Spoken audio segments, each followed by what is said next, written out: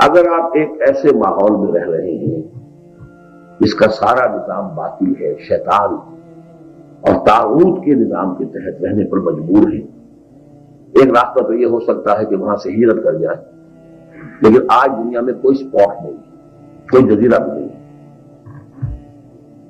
کہاں ہجرت کریں؟ ایک راستہ ہے یہاں رہتے ہوئے۔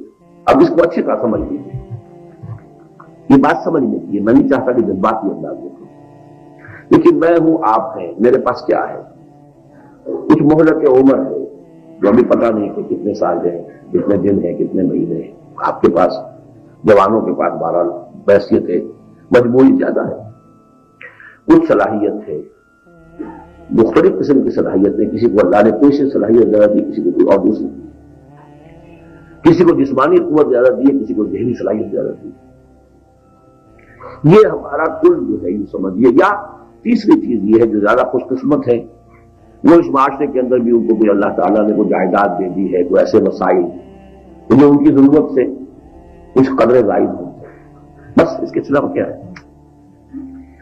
اس کا کم سے کم منیمم حصہ اپنے اور اپنے اہل و عیال کے لیے رکھ کر بقیہ سارا حصہ اللہ کے دین کو غالب کرنے کی جدوجہد کے لیے وقف کر دیں گے تو اس باطل نظام کے تحت زندگی گزارنے کے گناہ کا کفارہ ہوگا۔ بات میری سمجھ میں آئی ہے نہیں؟ کفارہ کسے کہتے ہیں؟ گناہ ہو گیا، روزہ توڑ بیٹھے آپ، نہیں جس بات پہ قابو رہا، اس کا کفارہ ہے نا۔ قسم کھائی تھی، توڑی ہے یا توڑنی ہے، کفارہ ہے۔ ہم ایک باطل نظام کے تحت زندگی گزار رہے ہیں، مجبور ہیں، اس کا تو کفارہ ہے، وہ ایک کفارہ ہے۔ اور اس کو میں اب زیادہ دوسرے الفاظ میں کہوں، باطل اور طاغوت کے نظام کے تحت رکھ رہیے انڈر پروٹیسٹ، اس کو ذہناً ریکنسائل نہ کیجیے، دل سے تسلیم نہ کیجیے، اور اس کو بے خودوں سے اکھیڑنے کے لیے اور دین کے نظام کو قائم کرنے کے لیے اپنی میکسیمم وقت، صلاحیت اور قوت کا حصہ سمجھیے۔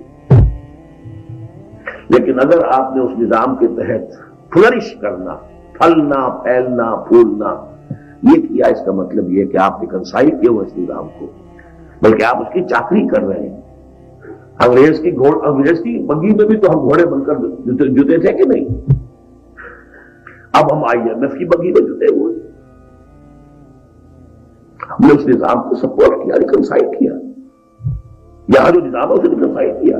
اب اسی میں ہم کچا رہے ہیں اور فلرش کریں اور مکان بنا لیں اور جائیداد بنا لیں اور اپنی ایک مل ہے تو 2 بن جائے، 2 ہو تو 3 بن جائے۔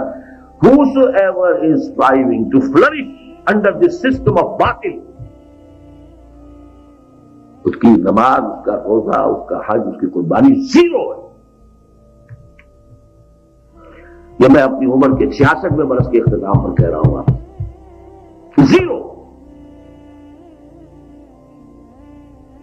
The minimum requirement is don't reconcile with it، اس کو قبول مت کرو دل سے، and remain here as a born fighter، اس کو میں نے بدلنا ہے۔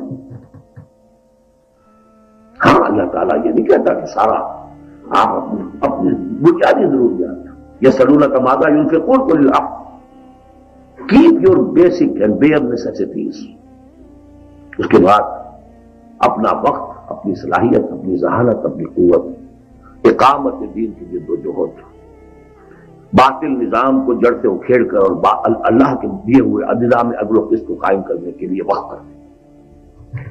یہ ہے دی وے آؤٹ۔